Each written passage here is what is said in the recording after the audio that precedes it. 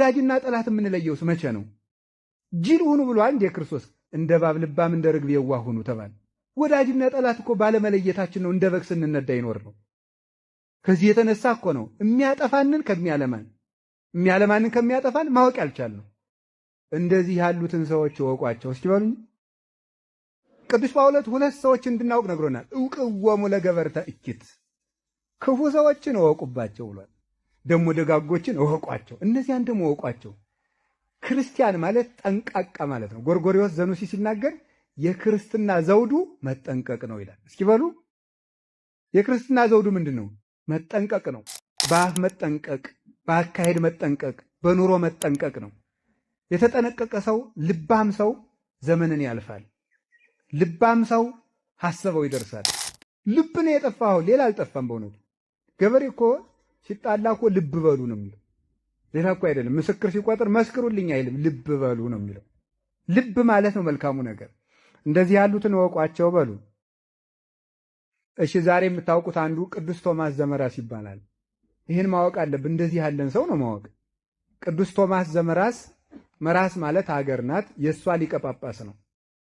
እና ዘመን መቼስ ለመከራ መጥቶ ነበርና ክርስቲያኖች እየተመረጡ የሚታረዱበት ጊዜ ነበረ። እግዚአብሔር ያን የሚያመጣበት ምክንያት ከቃሉ ጋር ናችሁ? አዎ። አንድ ኃይለ ቃል ታስታውሳላችሁ? መዝሙረ ዳዊት ላይ ማለት ነው። ፈርዖንን በባህር ውስጥ ያሰጠመ ይልና እስመ ለዓለም ምሕረቱ ይላል።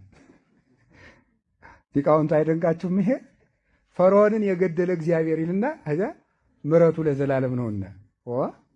የሚጋጭ ነገር እኮ ነው። የገደለ ብሎ ምሕረቱ ለዘላለም ነውና ማለት ምን ማለት ነው? ይጋጫል አይደል? ግን ካለማወቃችን አንዱ ይሄን ራሱ ሰምተነው አናውቅም። እናነባዋለን፣ አይገባንም። ምንድነው እስመ ለዓለም ምሕረቱ?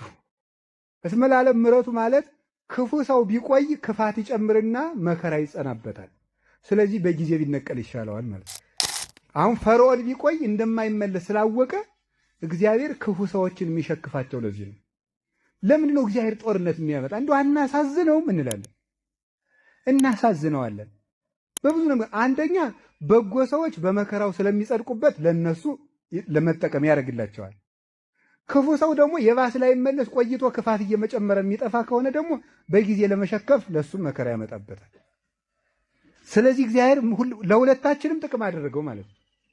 እማንመለሰውን በጊዜ ይንቀለን ምን እናደርጋለን? መቼ እውነቴን ነው እኮ አልተመለስን ማለት ቆይተን ፍዳ ከሚጨምርብን 10 ዓመት ኃጢአት ሰርተን ደግሞ 10 ዓመት ብንጨምር የ20 ዓመት ፍርድ ከሚፈረድብን የ10ሩ እንዲበቃን በጊዜ ቢወስደን ይሻላል። እሱም ያውቅ ነው። አያችሁ እግዚአብሔር እንዴት ያለ ድንቅ እንደሆነ። ስለዚህ እግዚአብሔር ፈርዖንን የገደለው ለፈርዖን አዝኖለት ነው ማለት ነው። አሁን ይሄንን መረዳት እጅግ ጭንቅ ነው። ክርስቲያንነት ማለት ይሄ ነው። እሺ እኛስ ስኑን በደል ያልበደሉ ሕፃናትን ለምን ነው የሚገላቸው ይባላል። ደግሞ እነሱ አያሳዝኑትም? እነሱ ደግሞ ስለ ሁለት ነገር ነው። አንደኛ ቆይተው እንደማይረቡ ካወቀ በጊዜ ያነሳቸዋል፣ ቆይተው የባሰበት ይገል። ሁለተኛ ደግሞ ሕሊናቸው መልካም እንደሆነ ካወቀ ደግሞ ቆይተው ከሚበላሹ ብሎ ደግሞ በጊዜ ይወስዳቸዋል። ሁሉንም እግዚአብሔር ለጥቅም ነው የሚያደርገው። አይምሮ ያለው ሰው ይሄን ነው የማስበው። ምናልባት በዚህ ወቅት አሁን ሕፃናት ተቀጭተው ሊሆን ይችላል። ይሄን ባይናችሁ ያያችሁ ወገኖቻችን ትኖራላችሁ።